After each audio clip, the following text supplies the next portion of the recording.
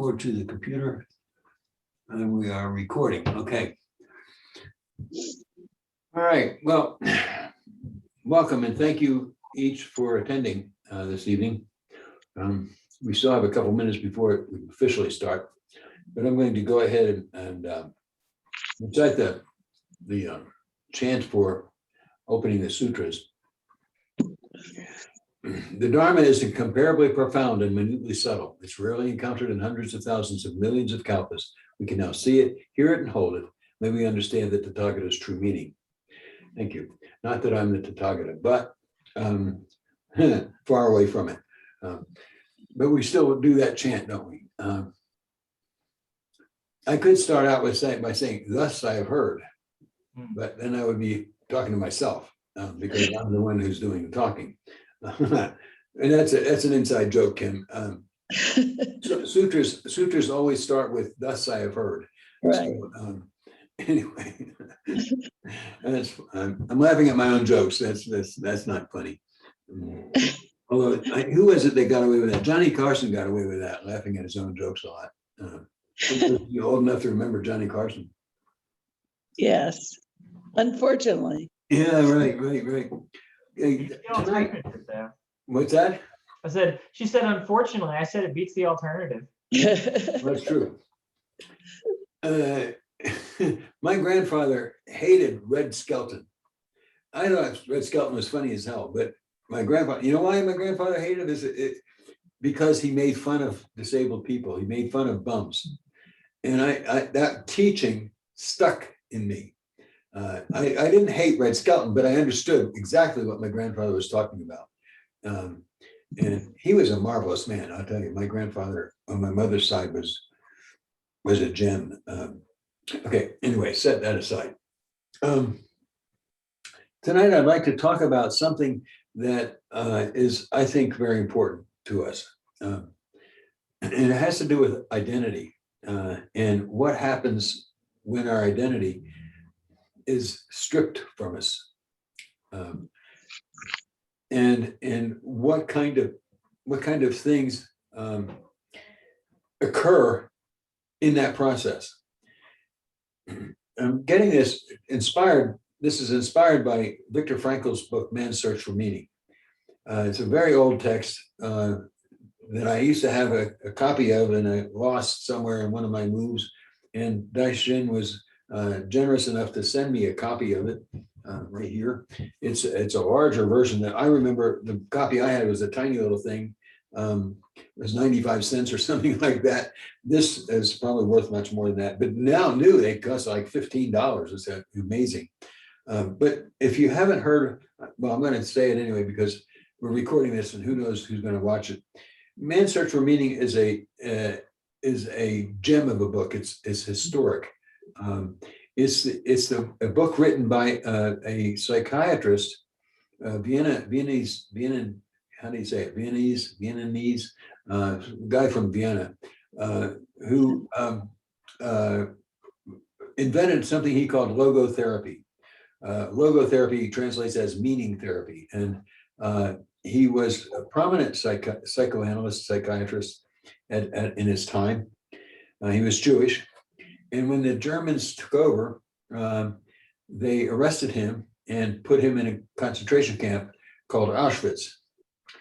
Now, not too many people survived Auschwitz, certainly for the length of time he was there. He was there almost 4 years, from what I understand. And it's the beginning of the book is the story of him coming to Auschwitz in the first few days that he was there, what happened. With the selections and the learning about the gas chambers and all that kind of good stuff, and people talking about how to survive. In the capos, those are Jewish guys who were picked to be the guys in charge of the rest of the prisoners, and they got special treatment, and they weren't gassed until later in the end. But they were cruel people who took their job seriously and took their authority to extremes and would actually abuse the other prisoners and so forth. Anyway, what happens when you get to this Auschwitz is you're unloaded from a cattle car, which you've been riding in for some period of time where there's absolutely no room. You're squished together. They just had no regard. The Germans had no regard for the people as people.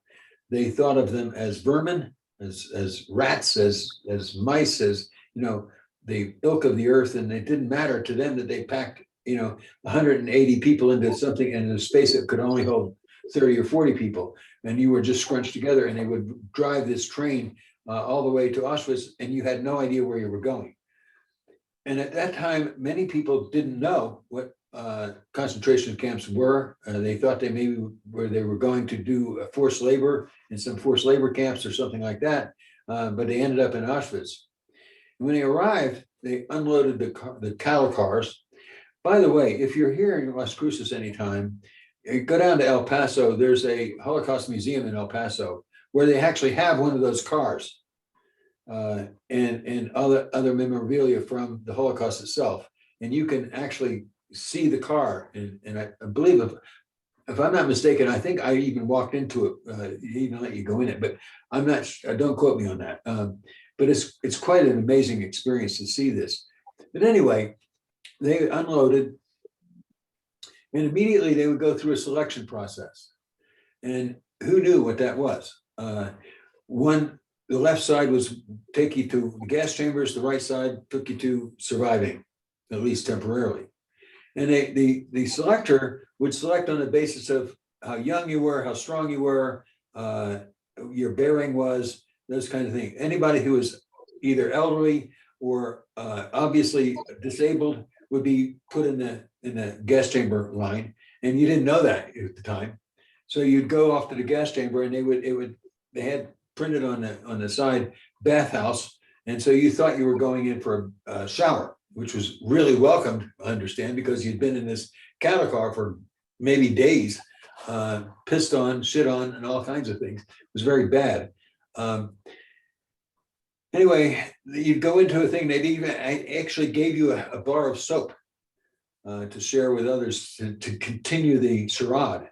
And then instead of water coming out of the spigots, cyanide gas came out, and everybody would claw their way. There's images of that where fingernails are clawing, people trying to get out, and they would die, and then they would shovel them into furnaces and burn them up. So anyway, if you survived that selection, you went into this other line, and they would send you off to a bunkhouse, that kind of thing, where, and I'll explain that in a minute. I'm going to read a little piece of this. But you would get it. They would take you in and get a shower. Now, understand, when you were there, they tattooed you almost immediately with a number on your wrist, and you had no identity. Your identity was your number. No longer were you ever called by your name. If you were a doctor, so what? You're not a doctor anymore.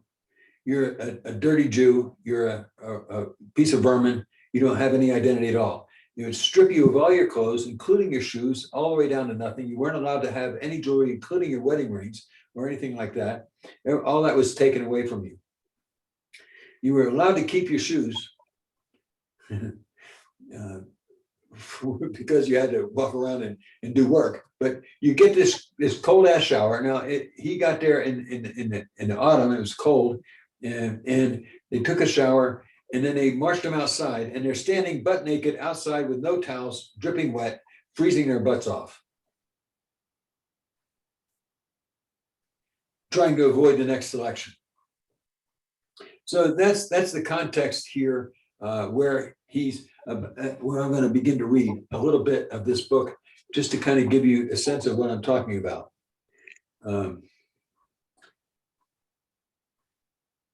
I think if I got the right page here, I hope I do.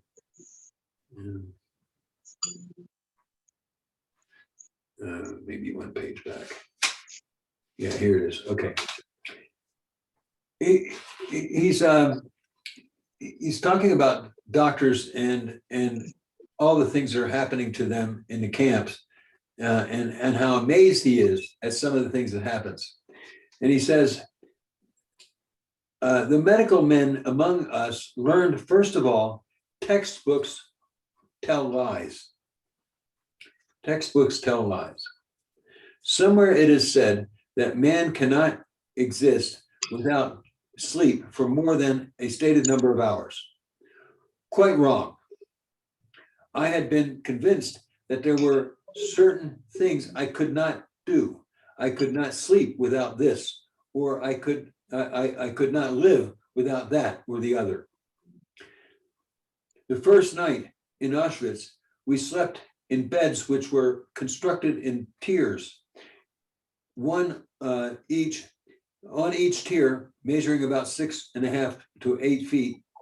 I slept 9 men directly on the boards.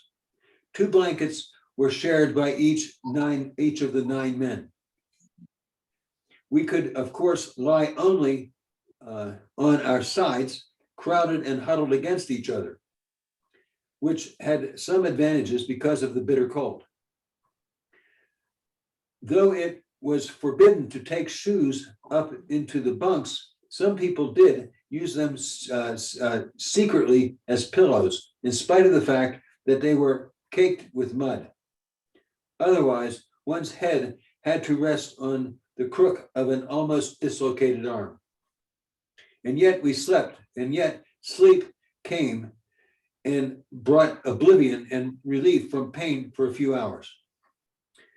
I would like to mention a few similar surprises on how much we could endure. We were unable to clean our teeth, and yet, in spite of that, and a severe vitamin deficiency, we had healthier gums than ever before. We had to wear the same shirts for half a year until they had lost all appearance of being shirts. For days, we were unable to wash, even partially, because of frozen water pipes. And yet, the sores and abrasions on hands, which were dirty from work in the soil, did not suppurate. That is, unless there was frostbite. Or, for instance, a light sleeper who used to be disturbed by the slightest noise in the next room now found himself lying pressed against a comrade who snored loudly a few inches from his ear, and yet slept quite soundly through the night. If someone now asks of us the truth of Dostoevsky's statement that flatly defines man as a being who can get used to anything, we would reply, yes, a man can get used to anything, but do not ask us how.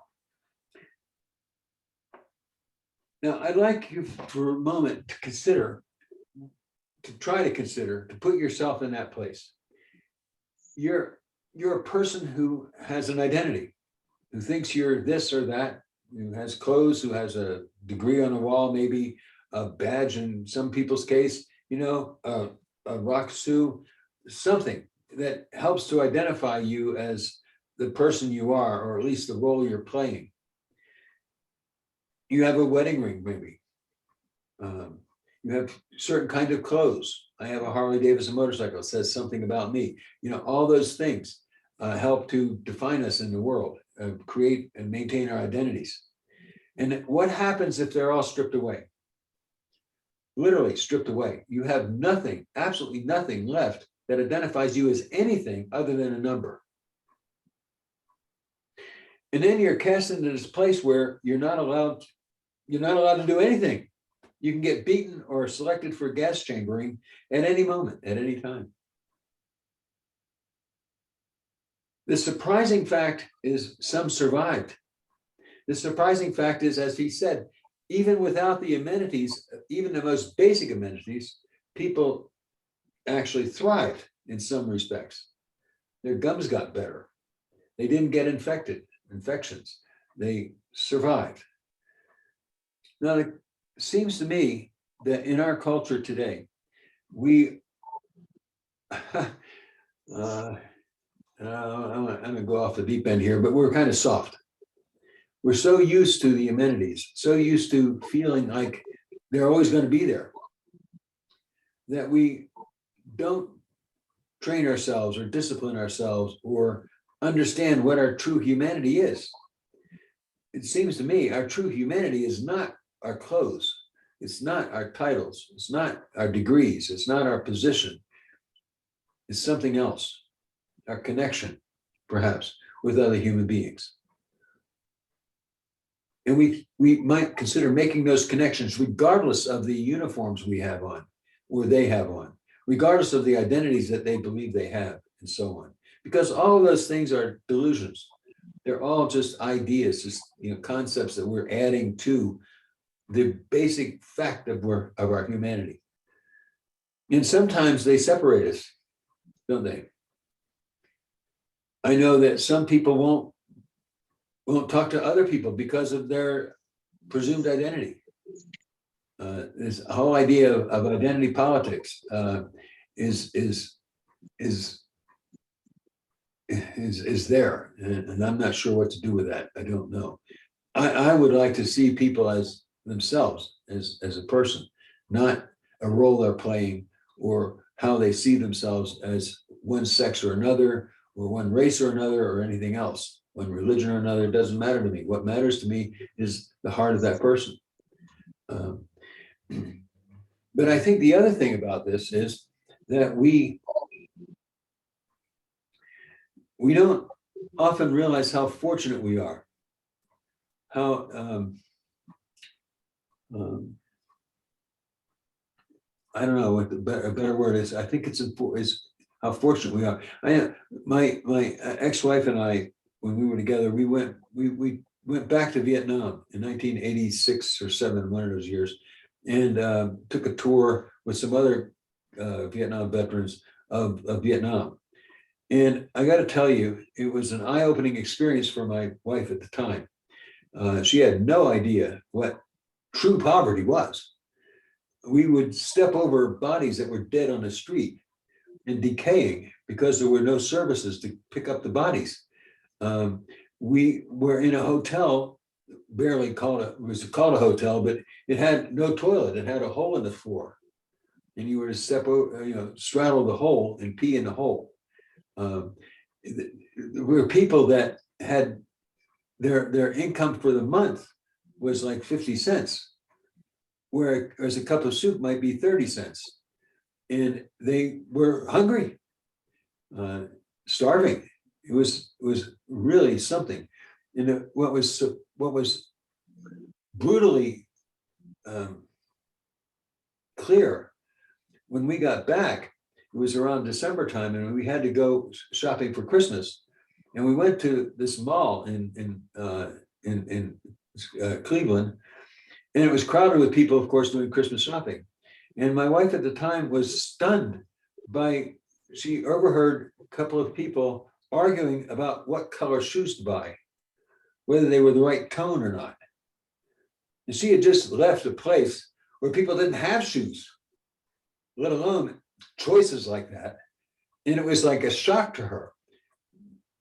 Now, I'm not sure why I'm saying all this. I think part of it is that it's important for us to realize that we are fortunate. And we have things that most people in the world don't have. We have running water.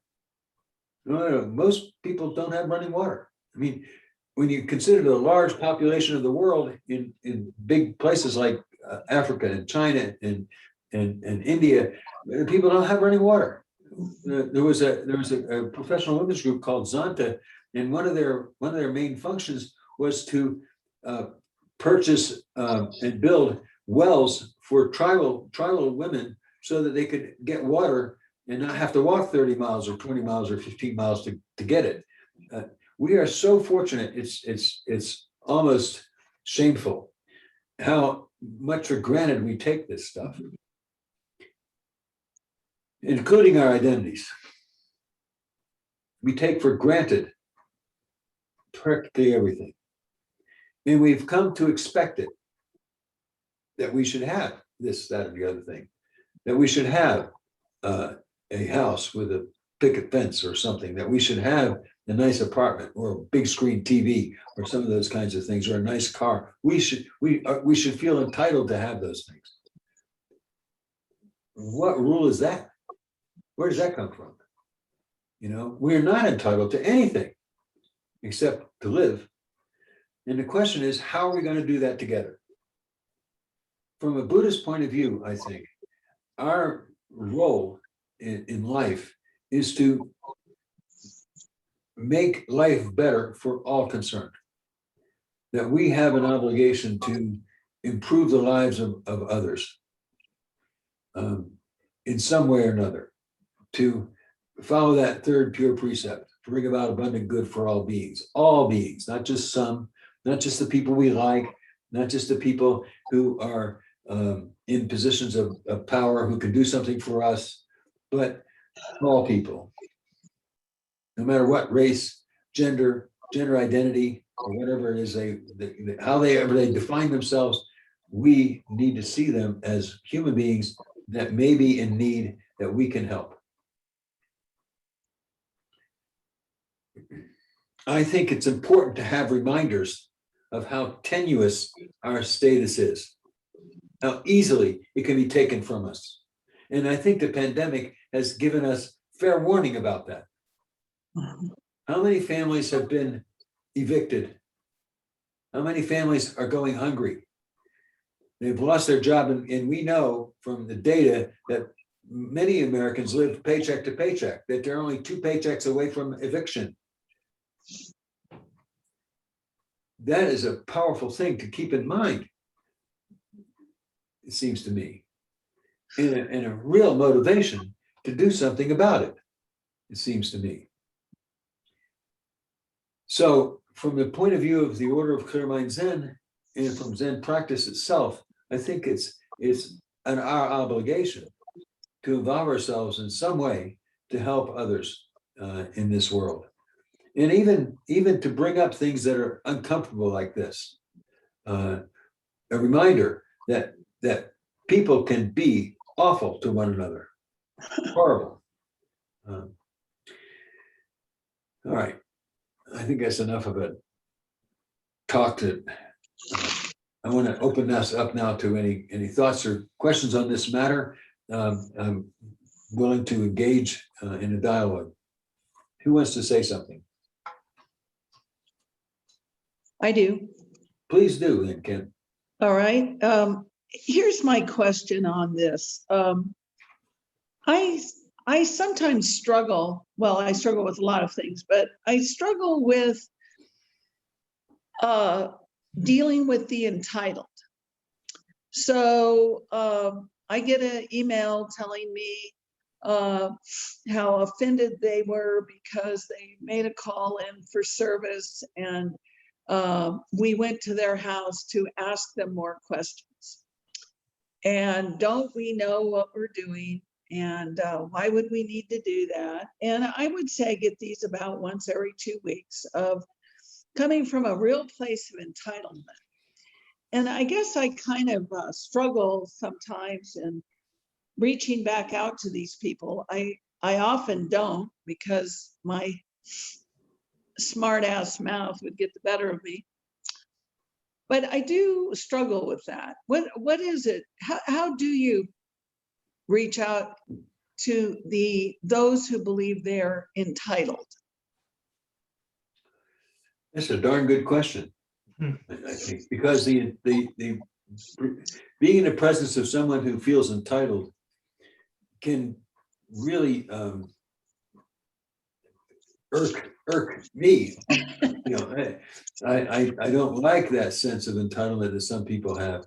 But I think that partly what we need to do is understand that it's a human thing. In our culture, we're enculturated to feel entitled. Oh yeah. And none of us are exempt from that. We feel entitled to be treated with a certain amount of respect because of our position, our role, whether we're a doctor, a lawyer, a medical person, a police officer, whatever. We're entitled, we feel, to some respect granted to us by our position. But that sense of entitlement is there. It's entitlement nonetheless. So I think it's a common human I don't know about trait, but it's a common human fact that many of us do feel entitled to something in our lives. um, And we are offended when it's not granted to us. What do you mean I can't go to the party? What do you mean I can't drive this way? If nobody's looking, is middle of midnight and the posted speed limit is 65 and I'm going 75, what's the difference? I need to get there, so I'm entitled to get there. No, you're not. But you, excuse me, you feel you are. Now, your question is, how do you respond to that? I think partly you respond to it as a human being, to another human being, that their sense of entitlement is theirs. It's not yours, it's theirs. And maybe they're entitled to it. It doesn't really matter. What you can do, I think, is calmly and patiently explain what the situation is. And if they don't hear that, that's on them. But what you don't need to do is react to it. Okay, so part of the deal is one of the things that I think is a marvelous thing about Zazen is it teaches us to open a space between a thought and a feeling and a behavior. Okay, we can have a thought and a feeling, but we don't have to do a behavior. We can change the behavior. It's like I've said often, up in the mountains, I had a wood cook stove and I picked up a pan one day, a cast iron pan without a pot holder. Now, it hurt. And I could say I was angry at the pot. I was hurt. I could have laughed at myself for doing something so silly and dangerous and stupid, quote unquote. I could have had any number of reactions, but they would be my choice. If I had a space between the incident itself and my reaction to it, my overt expressed reaction to it, we have an opportunity through our practice to learn that just because we have a thought or a feeling doesn't mean we have to act on it. Okay, and I think maybe that's one answer to your question. Take a moment, take a beat. Don't respond right away. Back off a little bit, even for a few seconds. Take a couple of breaths and recenter yourself from being knocked off balance, and then respond with simple facts. When we come to somebody's house, we have no idea what we're walking into. We need to ask questions. You can understand that, can't you? Something like that. But what we don't want to do is have an emotional reaction that guides our response, because our emotional reaction is going to be probably one of resentment or irritation, or who do you think you are, or those kinds of things. Is that not true? So take a beat, separate your thought and feeling from your behavior, and then choose a better behavior, a behavior that's going to be more conducive to developing understanding between the two of you. I wouldn't advise, though, Kim, that you not return calls. I think that that just reaffirms their frustration and feeling. That makes sense. About the department. You know what I mean? Yeah, that makes sense. So respond or get somebody else to respond. You might have somebody that you can use as a person who responds to calls like that. I don't know, somebody who's pretty well grounded, who's got a fairly calm demeanor, who can deal with that kind of thing. It's kind of like getting somebody who answers complaint calls all the time, all day long. That's right. Calls lines. Yeah, it takes a certain kind of person to be able to do that. Yes. Sorry. I hope that helps. Yes, I like that. Thank you. You're welcome. Anybody else have a thought? Paul, you're not on camera, but I know you're there somewhere. You have anything you'd like to add? Daishin, would you like to say something? Yeah, can I piggyback in on that for a second? It's funny because I said earlier when we talked that the talk you gave this evening during study group was very close to a talk I gave last night. And the talk you just gave was really close to the talk I was going to give last night before I did something else. So apparently you and I are really lining up, but Mind-to-mind transmission there, there bro. you go, exactly, through the internet. Yeah. I was going to give a talk last night on Sangha because I've been thinking a lot about, Sangha and this concept of Sangha in Buddhism and how we draw the circles around ourselves in terms of who's in our Sangha and who's not in our Sangha and this, that, and the other. And, one of the, at least for me, one of the advantages of the practice, or that I've learned through the practice, not only to have that space between the emotional reaction and the response, to respond rather than react, but it's also on some level to be able to see other people as myself. Yeah, right. And to be able to, when you get somebody who's feeling entitled, or you get somebody who's hurt or angry or whatever, at least for me, sometimes I find myself with this upwelling of empathy or sympathy going, I've been there. That sucks. My whatever's broken and I'm trying to get it fixed, and I feel angry and frustrated and all these other things. And sometimes in that space between the thought and the action, there can be a room for Empathy. for humanity, seeing the humanity of the other person, as Roshi said a few minutes ago. And I try to remind myself that were the roles reversed, would I act any differently? Yeah, that's a good point. I think one of the things I think that we forget is that a lot of people feel undervalued, ignored. They don't feel like their voice counts, if they even have a voice. And so I think when they're confronted by somebody who wants to ask them questions, maybe, or wants to direct them, they might get the sense of who you are. Who are you? Now, one more piece of evidence that you think I'm somebody who you can just push around. And a lot of people respond very negatively to that kind of stuff. I know I do. The other side of it is, and I think it's an important piece too, that some amount of entitlement is part of reality. And I have a lot of trouble with, not a lot of trouble, some trouble with going into a store and having a person find out what my first name is and call me by my first name immediately, by my given name. What happened to Mr. Hilbert or Dr. Hilbert or whatever the case may be? How are you so familiar with me that you can call me by my first name? Now that's an old school notion. I know that because it's ubiquitous now. Everybody calls everybody by their first name right away. Well, I think there's a problem with that. The problem is that it erodes the boundaries between us. And there are boundaries that should be between us and should be established and maintained. I don't expect to call my physician by her first name. I don't expect to do that.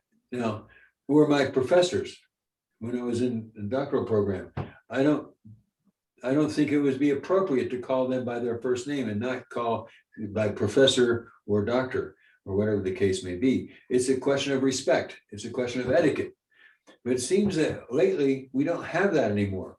Etiquette of that sort is like gone out the door. But the problem with that is familiarity breeds contempt. It allows somebody to ignore any convention at all and go after you as on a personal level. I think there's something wrong with that. I think it's disrespectful. I just don't approve it. I'll put it that way. Now, I've said to people before, I haven't given you permission to call me by my first name. And they look at me like I'm from outer space. And maybe I am. But I think creating and maintaining that boundary is essential. in my mind. Now, it may not be in most people's minds, but you know what it is? I got to tell you, there's a business principle behind it. You call somebody by their first name and you start to become familiar. And it's easier to sell them something than to maintain a boundary and not. They teach salespeople to do that, to get your first name right away and start becoming close. Oh, we're buddy, and you know, this is a great car and it's never had a single problem. And you trust me, we're on a first name basis. You know. I'm sorry. Go ahead, Kim. No, Well, I didn't have anything, sir. I saw just you- believe that's an interesting take. I noticed some of that myself with people around me. And I'm Well, not sure what, I don't know. I want to think it's not a big deal, but I do think it's a big deal. I think overall, the collapse of form between people, of formality between people is a problem that's going to smack us upside the head one day. But that's just me. And I'm kind of odd that way. All right, well, we're out of time, it looks like. Actually, we're over out of time. Thank you for attending. Does anybody else have a thought or comment that they'd like to leave us with? No parting comments, no parting blows? All right, no, what we'll have is a parting show. Thank you so much for attending. It's been my pleasure and honor to serve you. Be well. Me well. I gotta stop the recording. How do I do that? There's a record button here.